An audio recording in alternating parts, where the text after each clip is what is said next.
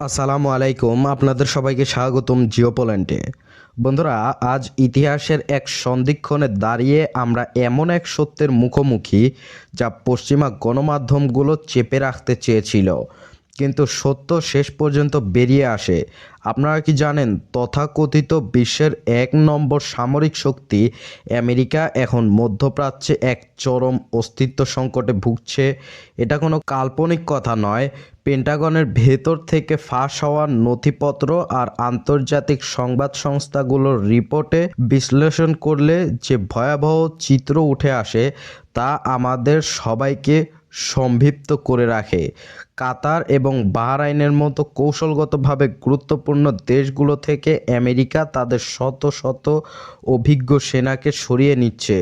বন্ধুরা, ভাবুন একবার, কাতারের আল উদেইদ বিমান ঘাঁটি, যেখানে 10,000-এরও বেশি মার্কিন সেনারা অবস্থানগত ছিল, সেখান থেকে কেন হঠাৎ এই পলায়ন?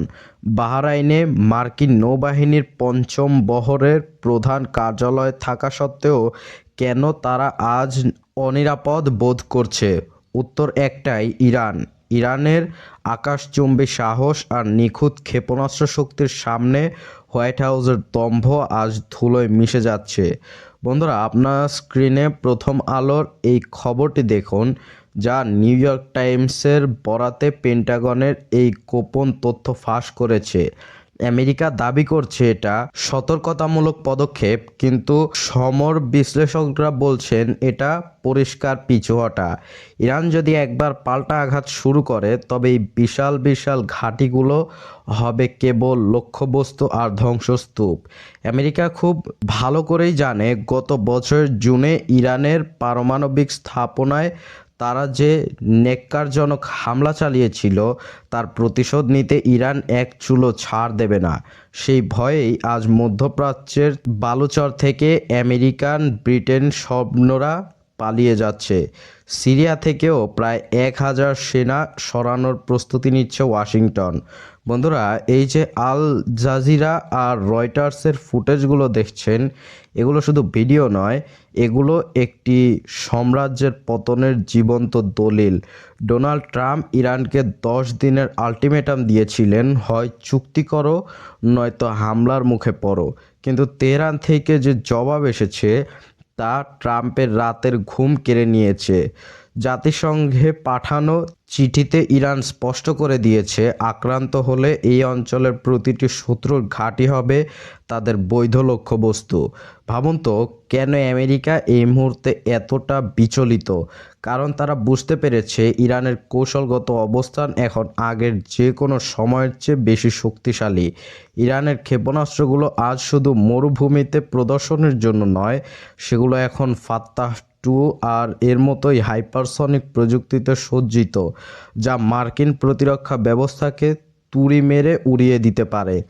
আর শুধু কি ইরান, ইরানের চারপাশে যে প্রতিরোধের দেয়াল, লেবাননের হিজবুল্লাহ, ইয়েমেনের আনসারুল্লাহ আর ফিলিস্তিনের হামাস, এরা সবাই আজ এক সুতোয় গাঁথা। আমেরিকা এদের প্রক্সি বলে গালি দেয়, কিন্তু বাস্তবে এরা আসলে স্থানীয় জনগণের দীর্ঘদিনের পুঞ্জীভূত ক্ষোভ আর প্রতিরোধের প্রতীক। যখন কোনো জাতি তার পিঠ দেয়ালে ঠেকে যায়, তখন আর যে কতটা ভয়ঙ্কর হয়ে উঠতে পারে তার প্রমাণ এই প্রতিরোধ বাহিনীগুলোই। পশ্চিমা দেশগুলো ভেবেছিল নিষেধাজ্ঞা দিয়ে ইরানকে অনাহারে মারবে, কিন্তু ইরান আজ রাশিয়ার সাথে মিলে নতুন এক অর্থনৈতিক মেরুকরণ তৈরি করছে। বন্ধুরা, গভীরভাবে লক্ষ্য করুন প্রথম আলো সেই বিশ্লেষণধর্মী কলামটি, যেখানে রঞ্জন সম্মেলন স্পষ্ট দেখিয়ে দিয়েছে ট্রাম্পের হিসাব কেন মিলছে না।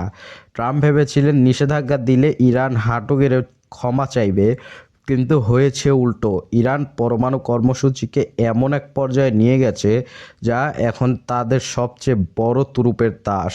বন্ধুরা, ইরান ওপরে চাপ যত বেড়েছে, তারা তত বেশি চীনের দিকে ঝুঁকেছে।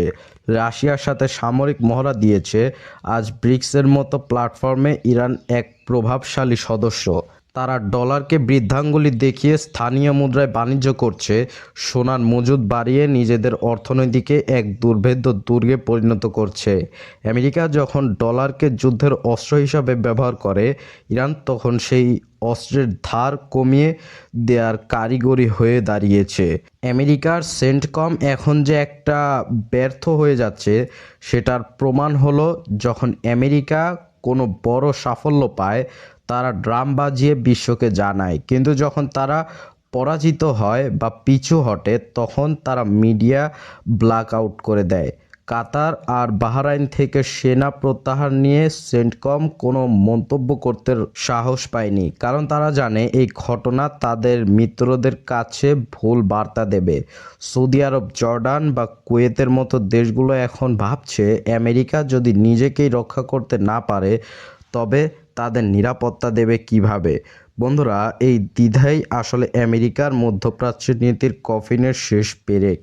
আমেরিকা এক হাতে ইসরায়েলকে দিয়ে গাজায় গণহত্যা চালাচ্ছে, আর অন্য হাতে গণতন্ত্রের ছবক দিচ্ছে। এই দ্বিমুখী নীতি এখন বিশ্বের মানুষের কাছে পরিষ্কার। ইরান যখন আত্মরক্ষার কথা বলে, তখন তারা তাকে উগ্র বলে গালি দেয়, অথচ নিজেরা হাজার হাজার মাইল দূর থেকে এসে অন্য দেশে ঘাঁটি গেড়ে বসে থাকে। একেই বলে তারা বিশ্বের শৃঙ্খলা। বন্ধুরা, আরও একটি মজার বিষয় খেয়াল করুন, যুক্তরাজ্য পর্যন্ত এবার আমেরিকাকে তাদের ঘাঁটি ব্যবহার করতে দিতে অস্বীকৃতি জানিয়েছে। তারা মানে আমেরিকার পরম মিত্ররাও এখন বুঝতে পারছে যে ইরানের সাথে সরাসরি যুদ্ধে জড়ানো মানে আত্মহত্যার সমান। ইউরোপের দেশগুলোর জ্বালানি সংকটে জর্জরিত, তারা আর কোনো নতুন যুদ্ধের বোঝা বইতে রাজি নয়, অথচ ট্রাম্প এখনও ভাবছেন সীমিত হামলার কথা। কিন্তু বন্ধুরা, যদি যুদ্ধ কখনো সীমিত হামলার মধ্যে হয়, তাহলে ইরান কি বসে থাকবে? ইরানের মতো একটি দেশ, বিশাল আয়তনের দেশ, যাদের ভূগোল আর সম্পদ তাদের শক্তি দেয়, তাদের উপর হামলা হলে পুরো মধ্যপ্রাচ্যে তেল সরবরাহ বন্ধ হয়ে যাবে। তেলের দাম আকাশ স্পর্শ করবে এবং বিশ্ব অর্থনীতি এক গভীর মন্দায় নিমজ্জিত হবে। আমেরিকা কি সেই ঝুঁকি নেওয়ার সাহস রাখে? সেনা প্রত্যাহার বলে দিচ্ছে না, তারা সেই সাহস হারিয়ে ফেলেছে। বন্ধুরা, ইতিহাস আমাদের শেখায় যে কোনো সাম্রাজ্যই অমর নয়। রোমান থেকে ব্রিটিশ সবার পতন হয়েছে। আজ আমরা আমেরিকা সেই পতনের কাবেলা দেখছি। ইরান বিশ্বকে দেখিয়ে দিচ্ছে যে শুধু আধুনিক অস্ত্র থাকলেই হয় না, যুদ্ধের জন্য প্রয়োজন ইস্পাত কঠিন মনোবল আর দেশপ্রেম। ইরানের জনগণ নিষেধাজ্ঞায় কষ্ট পেয়েছে, কিন্তু তারা নতি স্বীকার করেনি। এটা তাদের জাতীয় গৌরবের লড়াই। আমেরিকা ইরানের পারমাণবিক স্থাপনা ধ্বংস করতে পারে, কিন্তু তাদের বিজ্ঞানীদের মেধা আর জনগণের জেদ কি মুছে ফেলতে পারবে? কখনোই নয়, বরং প্রতিটি আঘাত ইরানকে আরও শক্তিশালী করেছে। তারা আজ ড্রোন প্রযুক্তিতে বিশ্বের অন্যতম শীর্ষ শক্তি, যেমনকি ইউক্রেন যুদ্ধের মোড়ও ঘুরিয়ে দিয়েছে বলে দাবি করা হয়। বন্ধুরা, ভিডিওর এই পর্যায়ে এসে আপনাদের একটি বিষয় মনে রাখিয়ে দিতে চাই, আমরা কোনো যুদ্ধের পক্ষে নেই, আমরা ন্যায়ের পক্ষে। আমরা সেই শক্তির পক্ষে যারা নিজেদের মাটি আর সার্বভৌমত্ব রক্ষার জন্য লড়াই করেছে। আমেরিকা মধ্যপ্রাচ্যকে গত কয়েক দশক ধরে একটি পরীক্ষাগার বানিয়ে রেখেছিল, কিন্তু এখন ল্যাবরেটরি থেকে বিদ্রোহ শুরু হয়েছে। মধ্যপ্রাচ্যের মানচিত্র থেকে মার্কিন আধিপত্য মুছে যাওয়া যে প্রক্রিয়া শুরু হয়েছে, কাতার আর বাহরাইন থেকে সেনা প্রত্যাহার তারই প্রাথমিক ধাপ। ট্রাম্প হয়তো আরও কয়েক দিন বা ঘন্টার আলটিমেটাম দেবেন, আরও কয়েকটা নিষেধাজ্ঞা দেবেন, কিন্তু তাতে বাস্তবতা বদলাবে না। বাস্তবতা হলো ইরান এখন এক অপরাজেয় শক্তি হিসেবে আবির্ভূত হচ্ছে। বন্ধুরা, পুরো বিষয়টি যদি সংক্ষেপে বলি, আমেরিকা ভয় পেয়েছে, তারা ইরানের পাল্টা আঘাতের তীব্রতা আঁচ করতে পারছে। তারা তাদের সাম্রাজ্যবাদী দম্ভ আজ ইরানের প্রতিরোধের দেয়ালে ধাক্কা খেয়ে চূর্ণ বিচূর্ণ হচ্ছে। পিছু হটা শুধু সামরিক কৌশল নয়, এটি একটি নৈতিক পরাজয়ের বটেও। চীন, রাশিয়া আর ইরান মিলে যে নতুন বিশ্ব ব্যবস্থা গড়ার ডাক দিয়েছে, সেখানে আমেরিকা একচ্ছত্র আধিপত্যের কোনো স্থান নেই। ডলারের আধিপত্য ভাঙছে, সামরিক ঘাঁটির নিরাপত্তা তছনছ হচ্ছে, আর মিত্ররা পাশ কাটিয়ে চলে যাচ্ছে। এখন আপনাদের কাছে আমার একটি প্রশ্ন, আপনারা কি মনে করেন মধ্যপ্রাচ্য থেকে আমেরিকার এই পিছু হটাই কি শেষ পর্যন্ত একটি বড় যুদ্ধের সূচনা করবে, নাকি আমেরিকা বাধ্য হয়ে ইরানের শর্ত মেনে নিয়ে শান্তিপূর্ণ আলোচনার টেবিলে ফিরে আসবে? আপনাদের মূল্যবান মতামত নিচে কমেন্ট বক্সে অবশ্যই জানাবেন। আমরা আপনাদের প্রতিটি মন্তব্য গুরুত্বের সাথে পড়ি। বন্ধুরা, সত্যের পথে আমাদের এই যাত্রা চালাতে থাকবেন। যদি আমাদের এই বিশ্লেষণ আপনাদের ভালো লাগে তবে লাইক দিয়ে পাশে থাকুন এবং জিওপলিটিক্সের এমন সব গুরুত্বপূর্ণ আপডেট পেতে জিওপয়েন্টের সাথেই থাকুন। আল্লাহ হাফেজ।